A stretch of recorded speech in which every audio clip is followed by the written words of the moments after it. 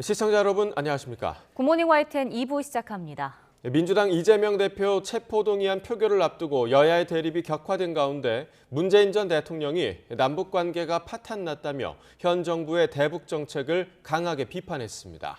경제 지표도 지금보다 좋았다고 강조했는데 국민의힘은 문재인 정권의 가짜 평화쇼가 북한의 위협을 키웠다고 반박했습니다. 이준엽 기자가 보도합니다. 문재인 전 대통령의 퇴임 이후 첫 서울 행선지는 이재명 대표가 입원한 병원이었습니다.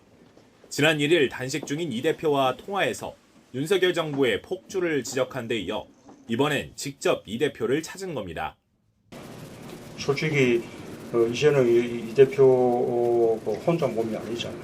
정말 많은 사람들이 다 함께 지금 아파하고 안타까워하고 다시 또 일어서기를 바라고 있는 거기 때문에 표면적으론 야권 원로로서 이 대표의 건강을 우려하며 단식을 만류한 거지만 행보의 이면엔 현 정부에 대한 비판 메시지가 담겼다는 분석이 적지 않습니다.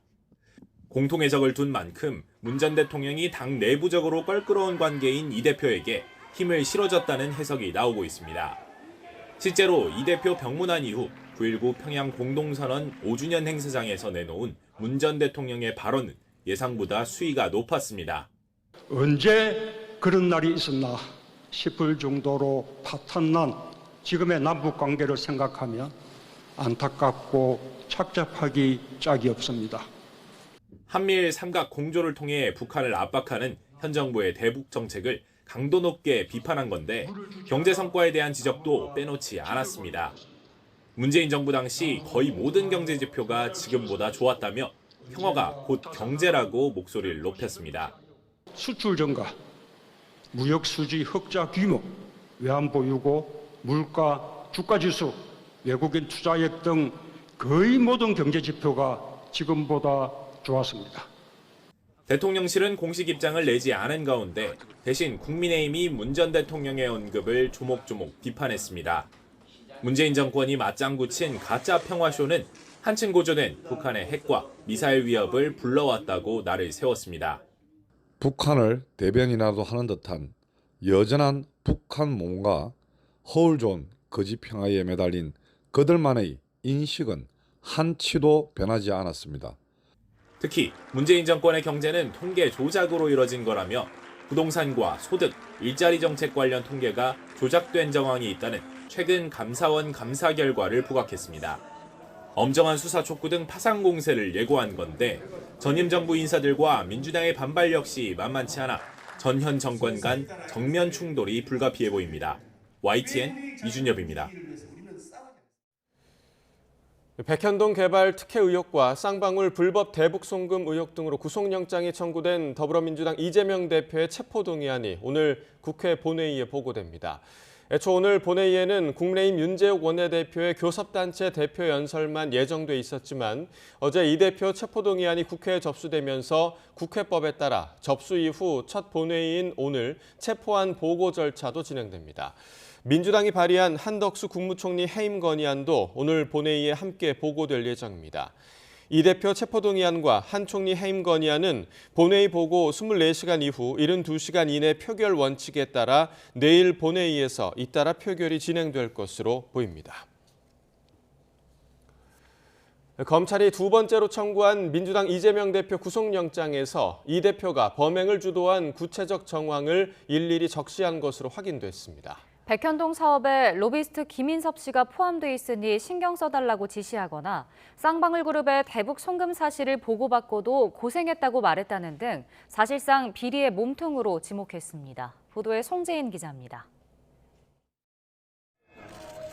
백현동 개발 의혹과 쌍방울 대북 송금 의혹을 묶어 검찰이 두 번째로 청구한 이재명 대표의 구속영장 청구서는 모두 142쪽 분량입니다. 검찰은 여기서 이 대표가 측근 범죄를 막지 못한 게 아니라 각종 비리를 주도적으로 저질렀다고 명시했습니다. 비제도권 최측근으로 불리는 로비스트 김인섭 씨가 백현동 사업에 껴있으니 신경 써달라고 유동규 전 본부장에게 직접 지시를 내렸다는 겁니다. 제도권 최측근인 정진상 전 실장은 김 씨와 300차례 연락을 주고받으며 백현동 추진경과를 먼저 묻기도 했고 다른 사건으로 복역한 김 씨가 출소 후 찾아오자 자신 때문에 고생이 많다고 위로하기도 했다며 멀어진 사이라는 이 대표의 주장을 반박했습니다. 또 유 전 본부장이 성남도시개발공사가 백현동 개발에서 빠진 이유를 묻자 이 대표가 정 전 실장과 김 씨가 이야기해 결정된 사안이라고 말했다는 내용도 담겼습니다. 아울러 검사 사칭 사건 재판 때는 자신에게 유리한 증언을 해달라며 김 씨 최측근에게 전화를 걸어 노골적으로 위증을 요구했다는 게 검찰 수사 결과입니다. 정경유착 범죄의 표본이라고 표현한 쌍방울 대북 송금 의혹 역시 검찰은 이 대표가 주도자 위치에 있었다고 강조했습니다. 2018년 남북 정상회담 특별수행단에서 자신이 제외되자 방북을 밀어붙이기 위해 쌍방울의 비용 대납을 승인한 게 바로 이 대표라고 단정했습니다. 특히 이 대표가 이화영 전 부지사의 대북 송금 대납 보고를 받고도 고생했다고 격려하는 등 단순 결제자가 아니었다고 못 박았습니다. 이와 함께 검찰은 이 대표의 증거인멸 우려를 11쪽 분량으로 자세히 설명하며 구속수사 필요성을 역설하기도 했습니다. YTN 송재인입니다. 김행 여성가족부 장관 후보자가 설립한 회사와 관련해 백지 신탁과 배우자 급여 등 각종 이해충돌 의혹이 제기됐습니다. 김 후보자는 가짜뉴스가 도를 넘었다고 반박하며 인사청문회 전까지 출근길 인터뷰를 중단한다고 밝혔습니다. 신지원 기자가 보도합니다. 김행 여성가족부 장관 후보자는 2009년 정보통신업체 소셜뉴스를 공동 창업하고 이듬해 인터넷 언론사 위키트리를 설립했습니다. 그리고 청와대 대변인을 맡게 된 2013년 직무 관련성이 인정되면서 회사 지분은 공직자윤리법상 처분 대상이 됐습니다. 당시 김 후보자 주식은 모두 공동 창업자에게 팔았는데 배우자 보유분은 신우이에게 매각한 사실이 드러나며 논란이 불거졌습니다.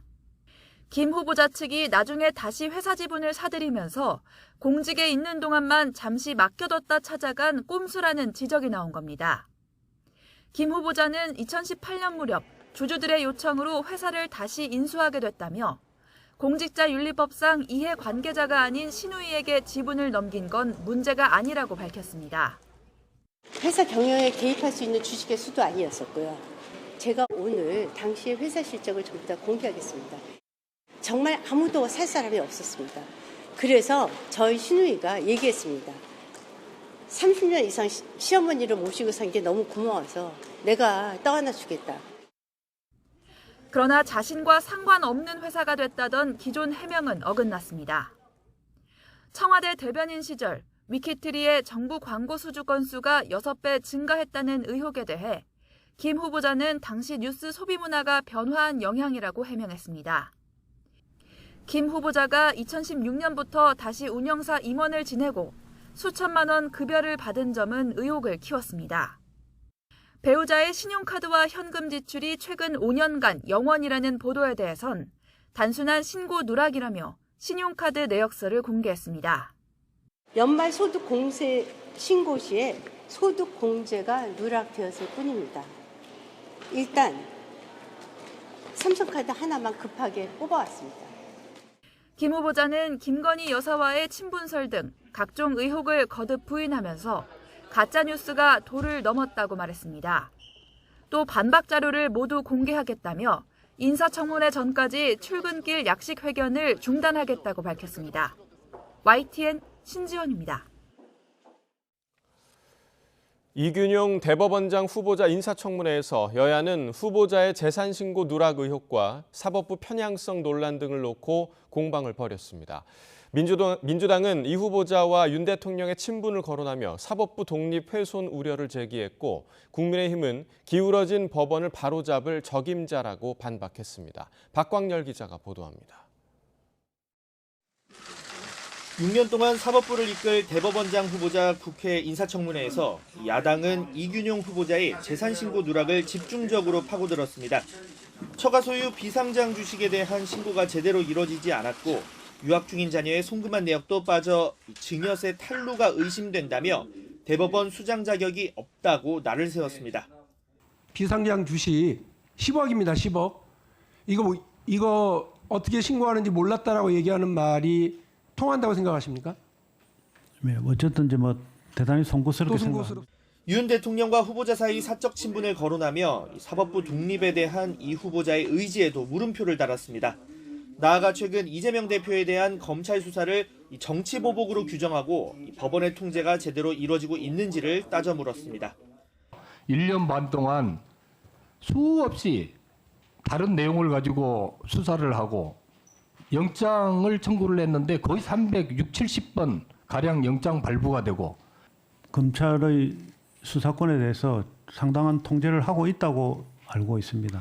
영장 청구되는 것 중에 기각되는 것도 있고 발부되는 것도 있고. 삼권 분립을 보장할 수 있겠느냐는 야당의 지적에 여당은 발끈했습니다. 김명수 대법원이 이딴 좌편향 재판으로 기울어진 운동장을 만들었다고 주장하며 이 후보자는 이를 바로잡을 수 있다고 힘을 실어줬습니다. 법관의 이념과 성향을 드러낸 판결을 멈출 적임자라는 겁니다. 김명수 대법원장 임명한 대법관 14명 중에 7명이 우리법 연구회 또 인권법 연구회 또는 민변 출신으로 했습니다. 지금보다 더 나은 법원으로 만들 수 있도록 제도 개선책을 신중히 생각해 보겠습니다. 야당의 자료 제출 요구 역시 전례와 비교했을 때 지나치다며 내로남불식 정치 공세라고 깎아내렸습니다. 김 대법원장인 경우는 92건, 지금 후보자는 175건, 한 2배 가까이 됩니다. 지금 답정너식으로 이것을 이유로 혹시 떨어뜨리려는 그런 의도가 있는 거 아닌가?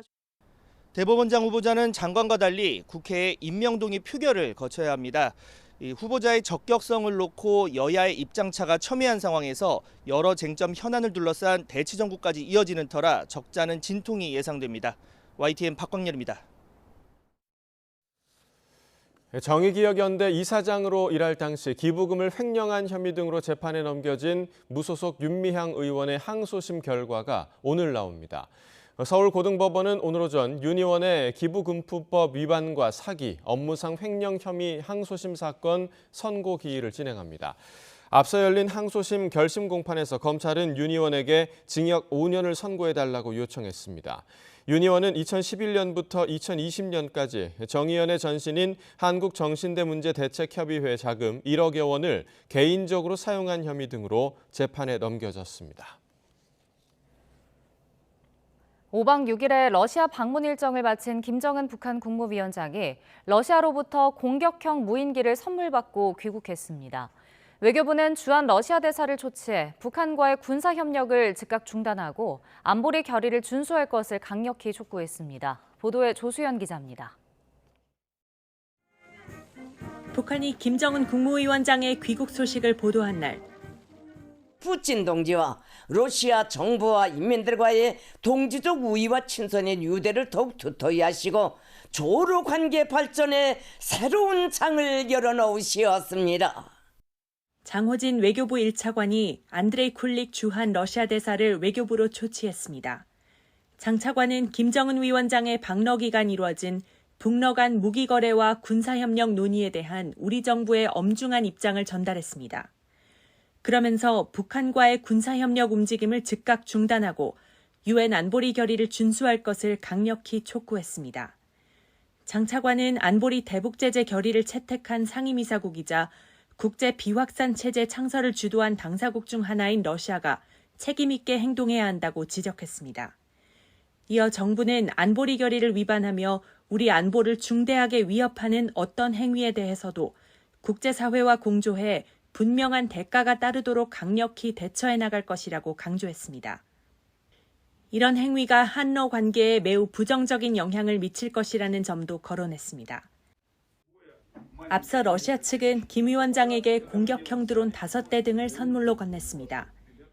북한과의 모든 무기 거래와 북한에 대한 모든 산업용, 기계류, 그리고 운송수당 등 금수품의 직접 간접적인 제공을 금지하는 안보리 대북 제재 결의 위반을 구성할 가능성이 높다고 보고 있습니다. 미국 국무부는 북러 간 어떤 무기 이전도 안보리 결의 위반이라며 러시아도 직접 찬성했던 결의안들이라고 지적했습니다. 안보리를 포함해 여러 유엔 회의장에서 이 문제를 제기한다는 방침입니다. 이와 함께 북러 무기 거래를 지원하려는 개인과 단체에 대해 제재를 부과한 데 이어 필요시 새로운 제재도 망설이지 않을 것이라고 강조했습니다. YTN 조수연입니다. 조 바이든 미국 대통령이 유엔 총회 무대에서 북한의 안보리 결의 위반을 규탄하며 한반도 비핵화를 강조했습니다. 중국과 러시아의 어깃장으로 식물기구로 전락한 유엔 안전보장이사회를 개혁해야 한다는 목소리도 잇따랐습니다. 워싱턴에서 권준기 특파원이 보도합니다. 조 바이든 미국 대통령은 우크라이나 전쟁에 책임이 있는 건 러시아 하나라며 강도 높게 비판한 반면 중국과는 갈등을 추구하지 않는다는 입장을 분명히 했습니다. 20분가량 연설에서 북한에 대한 언급도 빠뜨리지 않았습니다. 북한의 안보리 결의 위반을 비판하며 외교적 해법을 강조했습니다. We condemn the DPRK's continued violation of UN Security Council resolutions, but we are committed to diplomacy that will bring about the denuclearization of the Korean Peninsula. 북한 도발과 우크라이나 전쟁 등 주요 쟁점에서 종이 호랑이 신세로 전락한 유엔 안보리 개혁 문제도 꺼내들었습니다. 상임이사국을 늘려 중국과 러시아 영향력을 축소하는 방안을 제시했습니다. We need to be able to break the gridlock that too often stymies progress and blocks consensus on the Council. We need more voices, more perspectives at the table. 유엔 사무총장도 개막 연설에서 안보리 개혁이 필수라고 강조했습니다. But the alternative to reform is not the status quo. The alternative to reform is further fragmentation. It is reform or rupture. 에르도안 튀르키예 대통령은 안보리가 상임이사국의 전쟁터가 됐다며 상임이사국 확대 필요성에 힘을 실었습니다. 유엔 총회 연단에 처음 선 젤렌스키 우크라이나 대통령은 침략 전쟁 당사자가 유엔에 버젓이 자리를 지키고 있는 현실을 비판했습니다. Many seats in the General Assembly Hall may become empty if Russia succeeds with its treachery and aggression. 유엔 안보리를 개혁해야 한다는 목소리가 잇따르고 있지만 문제는 방법론입니다. 상임이사국을 늘린다고 해서 문제가 해결될지 또 거부권을 진 중국과 러시아 반대를 어떻게 해소할지 등 풀어야 할 과제가 적지 않은 게 현실입니다. 워싱턴에서 YTN 권준기입니다. 푸틴 러시아 대통령이 다음 달 중국을 방문해 시진핑 중국 국가주석과 회담합니다. 북한과 러시아의 정상회담 직후인데다 오는 11월 미중 정상회담 가능성이 나오는 터라 이번 만남에서 어떤 논의가 있을지 주목됩니다. 유재복 기자가 보도합니다. 시진핑 주석과 푸틴 대통령의 정상회담 성사는 니콜라이 파트루셰프 러시아 연방안보회의 서기를 통해 확인됐습니다. 파트루셰프 서기는 왕이 중국 외교부장을 만난 자리에서 다음 달 베이징에서 두 나라 정상이 회동하기를 기대한다고 밝혔습니다. 푸틴 대통령은 이를 위해 중국 1대1로 정상회의에 참석할 것으로 보입니다. 중국 외교부는 1대1로 정상회의에 110여 개 나라가 참석할 것이라고 밝혔습니다. В условиях развернутой коллективным Западом кампании по двойному сдерживанию России и Китая особое значение приобретает дальнейшее углубление российско-китайской координации. 베이징 회동이 이루어지면 두 정상은 지난 3월 시진핑 주석의 러시아 국빈 방문 뒤 7달 만에 다시 만나게 됩니다. 국제형사재판소가 체포영장을 발부한 뒤 푸틴 대통령의 첫 해외 방문이기도 합니다. 우크라이나 전쟁과 북러 정상회담, 그 밖에 국제정세 등이 논의될 것으로 보입니다. 두 나라 사이 군사 분야를 포함한 전략적 협력 관계 강화와 외부 세력에 맞선 공동 투쟁 방안도 협의 대상입니다. 霸权主义阵营对抗的逆流越是汹涌，我们越是要顺应时代潮流，展现大国担当，履行应尽的 김정은 북한 국무위원장의 러시아 방문으로 북러 정상회담이 이루어진 데다 오는 11월 미중 정상회담 가능성이 커지면서 두 정상의 만남은 비상한 관심을 끌고 있습니다. YTN 유재복입니다. 미국 정부 당국자가 중국이 갈수록 타이완을 압박하는 상황에서 타이완 방어 역량을 강화하는 데 주력하겠다는 입장을 밝혔습니다. 미랄 레즈닉 국무부 지역안보 담당 부차관보는 하원 군사위원회 청문회에서 앞으로 타이완 방어와 억제 역량을 키우기 위해 타이완과 협력을 강화하는 데 완전히 집중하고 있다고 말했습니다.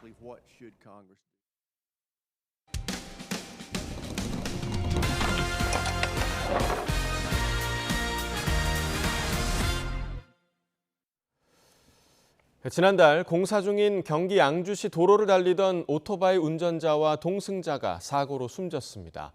경찰은 운전자의 과속 여부를 조사하고 있는데 유족은 공사 현장의 안전관리가 제대로 되어 있지 않아 사고가 났다고 주장합니다. 제보는 Y 우종은 기자의 보도입니다. 지난달 31일 새벽 복선 구간을 달리던 오토바이가 급히 방향을 틀더니 도로 한가운데 공사장 안전시설물을 들이받습니다. 오토바이에 타고 있던 2명은 그대로 튕겨나가 전봇대에 부딪혔고 어깨와 머리를 심하게 다쳐 모두 숨졌습니다. 경찰은 안전장비를 갖추지 않은 운전자가 시속 40km 구간 도로에서 과속했는지 살피고 있습니다.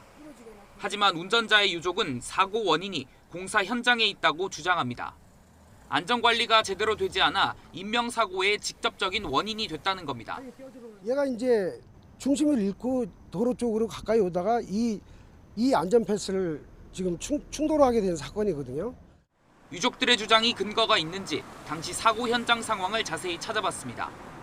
사고 다음 날 유족이 현장을 다시 찾아보니 커브길로 진입하는 차선이 도로 중앙 공사장 안쪽을 향하고 있었습니다. 또 공사장 앞에서 차선이 뚝 끊기는 데다가 급회전 구간이라 사고가 났을 때처럼 새벽엔 어디로 가야 할지 더 알기 어렵습니다. 도로를 점용해 공사할 때 노면의 기존 표시를 완전히 없애야 한다는 국토교통부의 도로 공사장 교통관리 지침에 어긋납니다. 실제로 인명사고 이후에야 뒤늦게 차선을 새로 그린 것으로 확인됐습니다. 사고 당시 차선은 이처럼 흔적만 남아있고 현재는 보시는 것처럼 차량들이 제대로 주행할 수 있도록 방향 표시가 새로 그려져 있습니다. 그러나 사고가 난 공사 현장의 차선이 문제가 된 건 처음이 아니었습니다. 한국전력은 경기 양주시로부터 도로 점용 허가를 받아 2년째 송전선로 공사를 하고 있는데 주민들은 차선에 대한 안전 문제를 지적해왔고 결국 지자체가 지난 3월 펜스 주변 차선을 새로 칠하라고 공문까지 보냈던 것으로 확인됐습니다. 그전에는 이렇게 안 하고 그냥 펜스만 치고 그냥 하고 막 이런 식으로 했어요. 또 이 구간에서 사고도 몇 번 났고 그래서 늘 우리 주민들은 위험을 안고 살고 있습니다. 상황이 이런데도 경찰이 과속 여부만 따져 수사를 끝내려 한다며 유족들은 반발하고 있습니다. 소 잃고 외양간 고친다라는 식으로 받아들일 수밖에 저는 없을 것 같습니다. 어쨌든 조사가 철저하게 진행돼야 되는 것임에도 불구하고 가족으로만 몰고 가는. 경찰은 사고 직후 현장에서 공사 관계자를 한 차례 참고인 신분으로 조사했다며 과속 여부를 먼저 살핀 뒤 이후 따져볼 문제란 입장입니다. 경기 양주시는 차선 도색을 권고할 수는 있어도 관리 책임은 한전에 있다는 입장이고 한전은 안전조치에 문제가 없다고 밝히고 있습니다. 유족은 차선폭 감소 표시나 위험 표지판을 제대로 설치하지 않은 도로공사 관계자들에게 유죄가 선고된 판례를 근거로 검찰 수사를 요청할 계획입니다. YTN 우종은입니다. 오늘 새벽 0시 40분쯤 전북 무주군 통영대전 고속도로 통영방향 덕유산 나들목 인근에서 승용차가 역주행해 승합차와 충돌했습니다. 이 사고로 승용차 운전자 70대 남성이 숨지고 승합차에 타고 있던 4명이 다쳐 병원으로 옮겨졌습니다. 경찰은 사고 지점 3km 전쯤 승용차가 갑자기 유턴해 정상 주행하던 승합차와 정면으로 부딪힌 것으로 보고 정확한 사고 경위를 조사하고 있습니다. 오늘 새벽 0시 50분쯤 경기 안성시 경부고속도로 서울 방향 안성휴게소 부근에서 달리던 8톤 화물 트럭에 불이 났습니다. 불은 1시간여 만인 새벽 2시쯤 꺼졌지만 60대 남성 운전자가 다쳐 병원으로 옮겨지고 차량은 모두 탔습니다. 경찰과 소방은 타이어 쪽에서 불이 났다는 목격자의 진술을 토대로 정확한 화재 원인을 파악하고 있습니다. 경찰이 지난 7월부터 2달 동안 상습 음주 운전자의 차량 11대를 법원에서 영장을 발부받아 압수한 것으로 나타났습니다. 그동안은 음주운전자가 선처를 바라고 자신의 차량을 이미 제출하는 형태였는데 재범 위험성이 큰 운전자들의 차량을 강제로 확보해 재범을 줄이겠다는 겁니다. 윤웅성 기자가 보도합니다. 지난 7월 13일 경기 부천의 교차로 SUV 한 대가 속도를 줄이지 않고 진입하더니 신호대기하던 다른 차량을 들이받습니다. 사고 직후 잠깐 멈추는 것 같았던 SUV는 이내 빈 공간을 찾아내 요리조리 빠져나가며 그대로 달아납니다. 차를 몰던 40대 남성 A씨는 이후 보행자 2명까지 들이받고선 차를 놓고 달아나기까지 했습니다. 결국 A씨는 20km가량 떨어진 집에서 붙잡혔는데 당시 혈중 알코올 농도는 면허 정지 수준으로 나타났습니다. 경찰은 A씨가 이미 음주운전으로 2차례 처벌받은 적이 있는 만큼 또다시 술을 마시고 운전대를 잡을 우려가 크다고 봤습니다. 이에 따라 법원에서 압수영장을 발부받아 A씨의 차량을 강제로 빼앗았습니다. 과거에도 음주운전자들이 선처를 바라거나 구속을 면하려 차량을 이미 제출하는 일은 종종 있었습니다. 그러나 법원에서 영장을 받아 차량을 압수한 건 이게 최초 사례였다는 게 경찰의 설명입니다. 그 술에 취한 상태에서 달리는 자동차는 그 자체가 위험한 흉기와 같기 때문에 미리 압수해서 또 다른 사고가 재발되지 않게끔 국민의 생명과 안전을 지키기 위한 강제 처분에 해당한다고 볼 수 있겠습니다. 검경 합동 음주운전 근절 대책에 따라 지난 7월부터 2달 동안 이런 식으로 압수된 차량은 전국에서 11대. 경찰은 앞으로도 음주운전 재범 가능성이 있거나 운전자가 차량을 이미 제출하지 않는 경우 적극적으로 압수를 진행하겠다고 밝혔습니다. YTN 윤웅성입니다. 국제유가 상승 등의 영향으로 지난달 생산자 물가가 2달 연속 오름세를 보였습니다. 오늘 한국은행이 발표한 8월 생산자 물가지수는 121.16으로 한 달 전보다 0.9% 오르며 상승세를 이어갔습니다. 1년 전보다는 1% 오르며 전년 동월 기준으로는 석 달 만에 상승 전환했습니다. 국제유가가 다시 오르면서 다음 달부터 적용될 4분기 전기요금이 관심입니다. 한전의 재무 상황을 봐서는 요금을 올려야 하지만 쉽지는 않아 보입니다. 보도에 박홍구 기자입니다. 한전은 4분기를 앞두고 전기요금 산정을 위한 기초자료를 정부에 제출했습니다. 하지만 이번 달 기한 내에 4분기 전기요금이 결정되기는 힘들 것으로 보입니다. 전기료 인상이 불가피하지만 물가 상승에 미치는 영향이 커서 정부는 신중할 수밖에 없습니다. 올해 이미 2차례 전기요금을 올렸지만 고환율과 연료비 상승 때문에 한전의 재정 상황은 여전히 어렵습니다. 발전사에서 전기를 구입한 가격과 소비자에게 파는 가격의 차이가 6월엔 31원까지 올라갔으나 7월엔 7원대로 떨어졌습니다. 여기에다 최근 국제 유가가 급등하고 동절기를 앞두고 국제 LNG 가격도 올라갈 것으로 보여 4분기에는 전기를 팔면 팔수록 손해가 커지는 역마진 구조가 재현될 것으로 보입니다.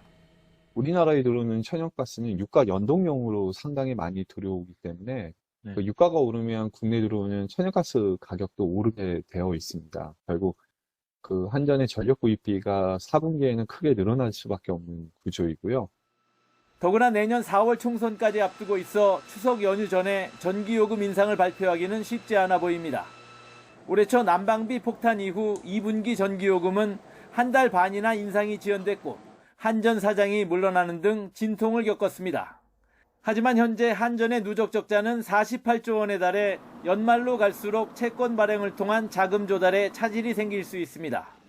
한전이 발표한 25조 7천억 원 규모의 자구안도 사실상 진행된 게 없어 전기요금 인상 외에는 답이 없습니다. 결국 4분기 전기요금은 국민 여론과 국제 에너지 가격 흐름을 살펴보며 막판까지 고심을 거듭하다 소폭 인상에 그칠 가능성이 커 보입니다. YTN 박홍구입니다. 국민의 최저 생활을 보장하기 위해 지원하는 생계급여 대상자가 7년 만에 확대됩니다. 보건복지부는 생계급여와 의료급여 등 기초생활보장급여 대상자를 늘리는 내용을 담은 제3차 기초생활보장 종합계획을 발표했습니다. 생계급여의 경우 오는 2026년까지 기준 중위소득의 30%에서 35%까지로 단계적으로 확대해 대상자를 21만 명 더 늘릴 계획입니다. 국민의힘과 정부가 질환이나 장애를 겪는 가족을 돌보는 청년에게 연 200만 원의 금액을 지원하는 사업 등을 추진하겠다고 밝혔습니다. 당정은 어제 국회에서 청년복지정책 5대 과제 당정협의회를 마친 뒤 이 같은 내용이 담긴 청년정책 3호를 추진하겠다고 설명했습니다. 이와 함께 자립을 준비하는 청년층을 위해선 전담 인력을 확대, 맞춤형 사례 관리를 강화하고 현재 월 40만 원인 자립수당을 50만 원까지 증액해 지원하겠다고 말했습니다.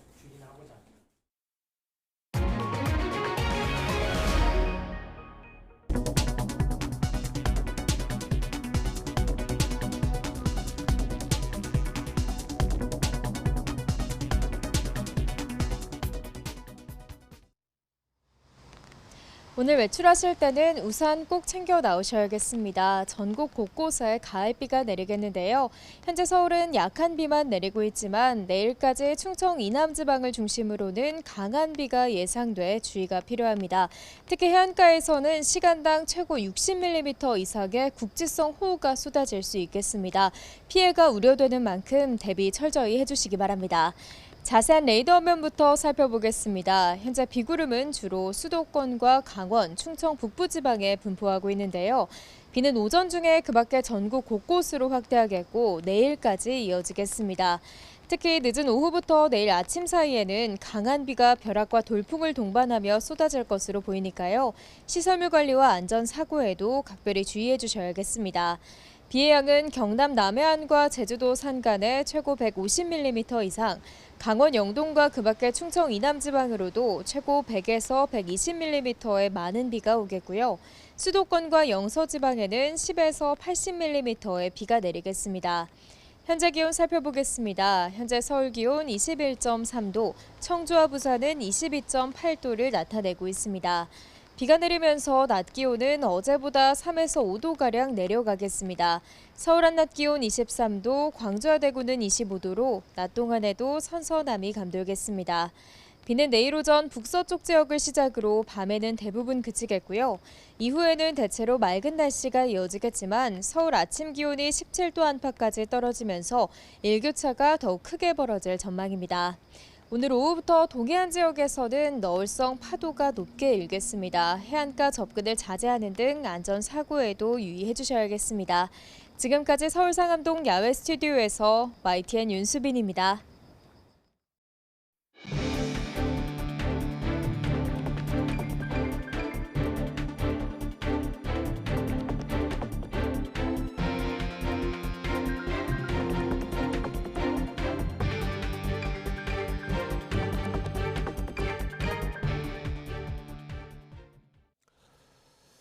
네, 코로나19는 잦아들고 있지만 인플루엔자, 독감 유행이 오히려 1년 넘게 이어지고 있습니다.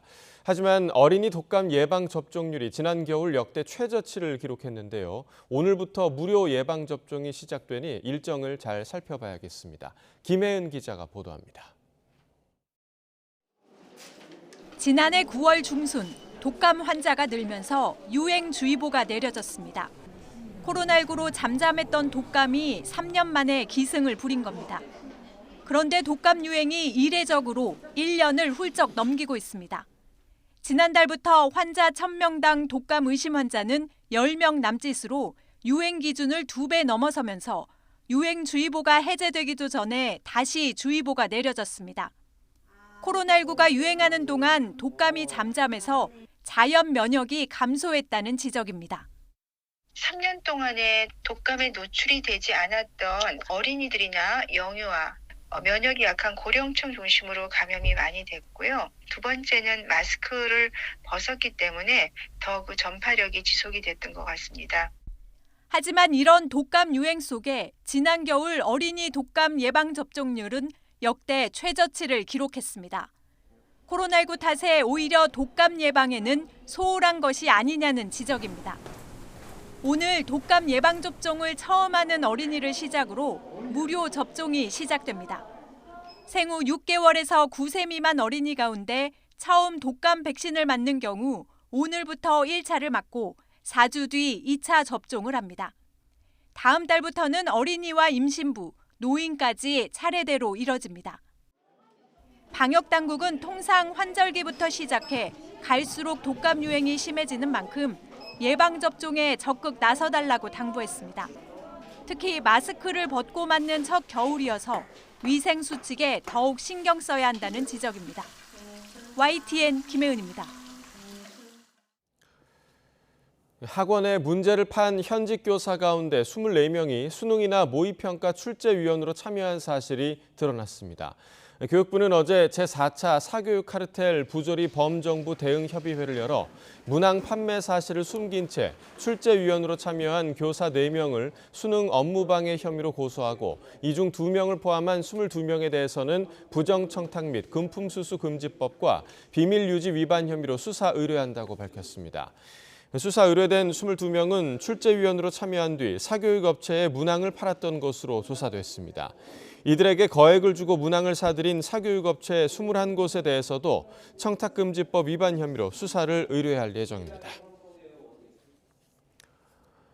전국철도노동조합은 예고했던 제2차 총파업 일정을 중단할 방침이라고 밝혔습니다.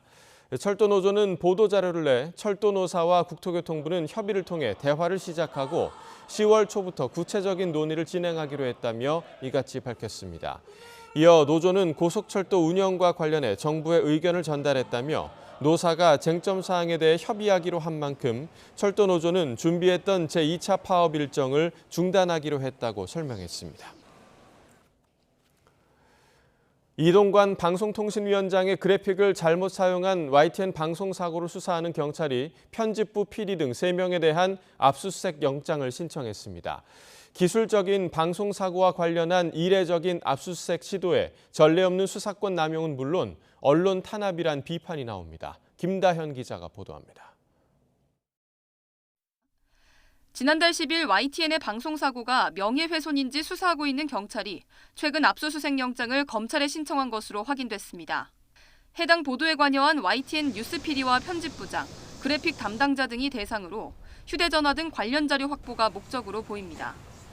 이동관 방송통신위원장이 YTN을 상대로 형사고소와 3억 원대 손배소를 제기한 지 한 달 만입니다. 당시 후보자 신분이었던 이 위원장 측은 고소장을 통해 YTN이 실수가 아니라 고의로 방송사고를 냈을 가능성이 있다고 주장했습니다. 이에 대해 YTN은 형사고소 이후 4차례에 걸친 경찰의 소환 조사에 성실히 응하고 내부 전산 기록까지 제출하며 수사에 협조해왔습니다. YTN은 기술적 실수로 인한 방송사고로 압수수색을 시도하는 건 전례를 찾기 힘든 수사권 남용이라며 유감이라고 밝혔습니다. 전국 언론노조는 사건을 수사하는 서울 마포경찰서 앞에서 기자회견을 열고 경찰이 정권의 눈치를 보면서 폭압적인 언론 탄압을 한다고 비판했습니다. 왜 언론에 입을 틀어막으려 하는가?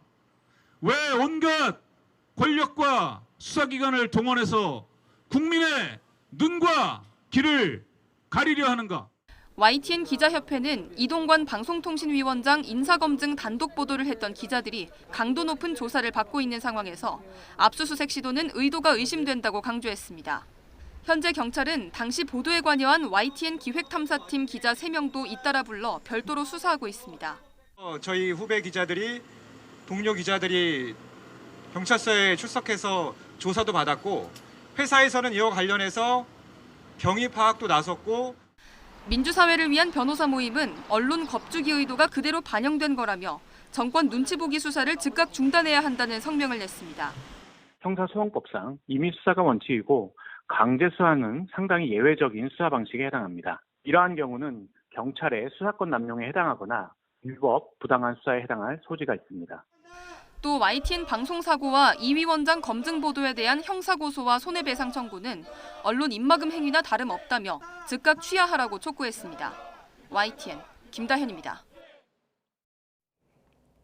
옛 연인을 찾아가 흉기를 휘둘러 살해하고 피해자 어머니도 다치게 한 30대 남성의 첫 재판이 열렸습니다. 이 남성은 법원에 반성문을 6차례나 제출했는데 정작 유족들은 사과 한마디 듣지 못했다며 엄벌을 촉구했습니다. 유세연 기자의 보도입니다.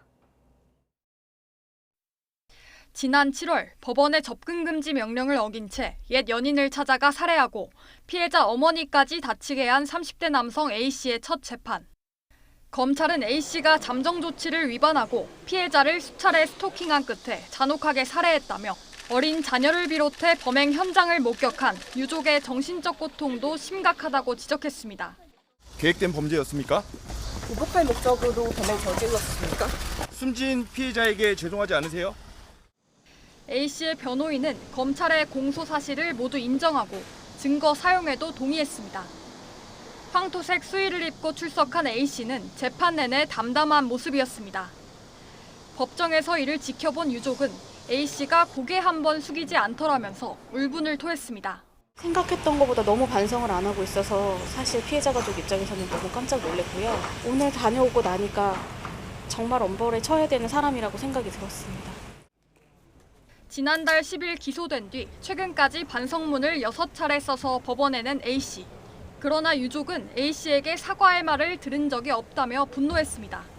피해자 측 변호인은 A씨의 엄벌을 촉구하는 4만 4천여 명의 탄원서를 재판부에 제출했습니다. 이 사건에서 유족분들께서 가장 희망하시는 것은 고인이 되신 피해자분과 어린 딸을 위한 피고인에 대한 엄벌입니다. 이에 대해서 법원에서도 진지하게 고민해 주시기를 다시 한번 간곡히 부탁드립니다. 또 엄마를 잃고 충격에 빠진 6살 딸에 대한 심리 검증 결과도 내기로 했습니다. 두 번째 공판기일은 다음 달 27일로 잡힌 가운데 이날은 피해자의 동생이 증인으로 출석해 유족이 겪는 정신적 피해를 증언할 예정입니다. YTN 유서연입니다. 이른바 압구정 롤스로이스 사건 가해자 신모 씨가 다녔던 병원이 압수수색이 시작되자 증거를 없애려고 한 정황이 경찰에 포착됐습니다. 서울경찰청 광역수사단은 지난달 16일 마약류 오남용 의혹으로 압수수색 영장을 집행한 서울 강남구 병원이 CCTV 기록을 삭제하는 등 증거를 없애려 한 정황을 포착했습니다. 경찰은 해당 병원으로부터 초기 하드디스크를 이미 제출받아 삭제된 영상을 복원해 분석하고 있습니다. 주차 시비가 붙은 상대를 흉기로 위협한 뒤 람보르기니 차량을 타고 달아난 운전자가 오늘 검찰에 넘겨집니다. 서울 강남경찰서는 오늘 오전 특수협박과 무면허 운전 혐의 등을 받는 30살 남성 홍모 씨를 구속 상태로 서울중앙지방검찰청에 송치합니다. 홍 씨는 지난 11일 오후 4시 반쯤 서울 논현동에서 람보르기니 차량을 주차하려다 가게 직원과 시비가 붙자 허리에 찬 흉기를 보이며 위협한 혐의를 받습니다. 앞으로 지상파 방송사뿐 아니라 종합편성 채널과 보도 전문 채널도 복권 추첨 방송을 맡을 수 있게 됩니다. 기획재정부 복권위원회는 어제 복권위원회를 열고 이런 내용의 차기 복권 수탁 사업자의 복권 추첨 방송사 선정 추진 방향을 심의 의결했습니다. 이에 따라 지상파 방송 사업자로 제한돼 있는 조달청 복권 추첨 방송사 입찰 참가 자격이 내년부터 2028년까지 종합편성 채널과 보도 전문 채널 사업자로 확대됩니다.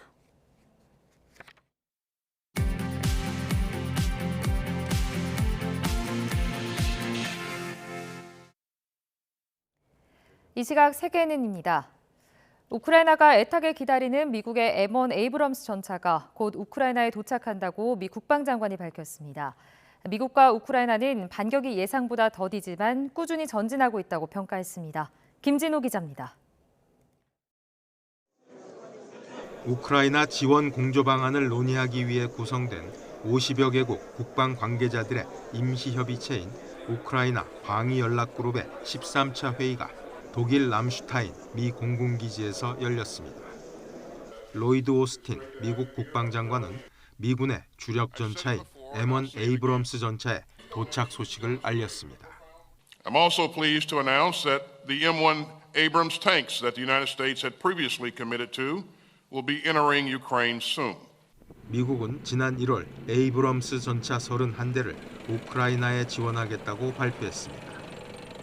파괴력이 큰 열화 우라늄 탄도 장착하게 됩니다. 에이브럼스 전차는 견고한 장갑과 강력한 화력으로 지난 6월부터 시작된 우크라이나군의 러시아군에 대한 반격에 도움이 될 것이라는 전망이 제기돼 왔습니다. 이번 회의에서는 우크라이나의 반격을 지원할 방안에 대한 논의가 집중적으로 이루어졌습니다.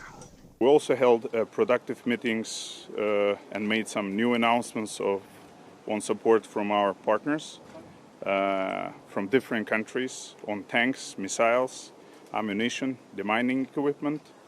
군 지도자들은 반격의 공세가 너무 느리다는 비판에 대해 실전은 도상 계획과 다르다고 반박했습니다. That's the difference between war on paper and real war. There are real human beings in real vehicles moving across real minefields, getting blown up, killed, wounded, etc. 우크라이나 군이 어려운 싸움에서 러시아군의 지뢰밭을 뚫고 꾸준히 전진하고 있다는 것입니다. 이날 회의에는 우리나라를 비롯해 50여 개국 국방장관과 관계자가 온 오프라인으로 참석했습니다. YTN 김진호입니다. 미국 정부가 이란에 수감됐던 미국인이 풀려나자마자 이란산 무인기 개발과 관련한 기업 제재에 나섰습니다. 미 재무부 해외자산통제국은 이란의 무인기와 군용기 개발에 관여한 이란, 중국, 러시아, 튀르키예 4개국의 기업 4곳과 개인 7명을 제재한다고 밝혔습니다. 이 가운데 중국 기업은 위성항법 시스템 안테나 센서 등을 판매했고 러시아 기업은 주로 무인기 생산과 조달, 정비 활동을 지원했다고 설명했습니다. 내년부터 싱가포르 창의공항을 이용하는 여행객은 여권을 제시하지 않고 생체 인식만으로 출국 수속을 마치게 됩니다.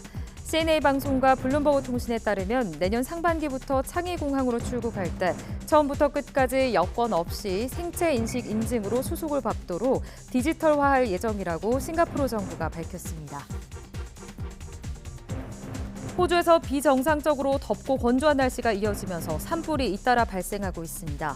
호주 ABC 방송 등에 따르면 뉴사우스웨일즈주 당국은 주 전역에서 61건의 산불이 진행되고 있고 이 가운데 13건은 통제가 안 되고 있다고 밝혔습니다. 주 정부는 남부 해안과 시드니 전역에 가장 높은 수준의 화재 위험 경보를 발령하고 남부 해안 지역의 20개 학교에는 휴교령을 내렸습니다. 일론 머스크 테슬라 최고 경영자가 레제프 에르도안 튀르키예 대통령과 만나는 자리에 3살짜리 아들을 데리고 나가 세간의 관심을 끌었습니다. 머스크는 3살짜리 아들을 무릎에 앉히거나 앉은 채 대화를 했고 에르도안 대통령은 아이의 볼을 쓰다듬거나 축구공을 선물하면서 눈을 마주치기도 했습니다. 머스크는 부인은 어디 있느냐는 에르도안 대통령의 질문에 별거 중으로 아들은 대부분 자신이 돌본다고 답했습니다. 지금까지 이 시각 세계는이었습니다. 오늘은 전국 곳곳에 가을비가 내리면서 낮 동안에도 선선함이 감돌겠습니다. 다만 강한 비에 대한 주의가 필요하겠는데요. 현재 레이더 화면을 보시면 비구름은 주로 수도권과 강원, 충청 북부 지방에 분포하고 있습니다. 비는 오전 중에 그 밖에 전국 곳곳으로 확대해 내일까지 이어지겠고요.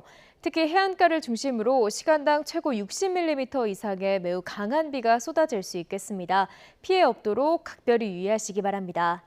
비의 양은 경남 남해안과 제주도 산간 많은 곳에 150mm 이상, 강원 영동과 그 밖에 충청 이남 지방으로도 최고 100에서 120mm의 많은 비가 오겠고요.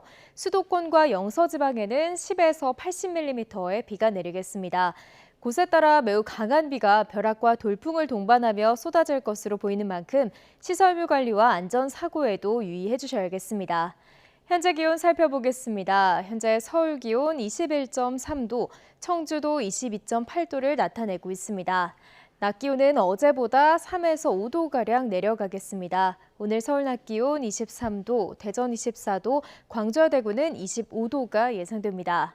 비는 내일 오전 북서쪽 지역을 시작으로 밤에는 대부분 그칠 전망입니다. 지금까지 날씨 정보였습니다. 굿모닝 YTN 2부 마칩니다. 잠시 후 6시 50분 3부에서 뵙겠습니다.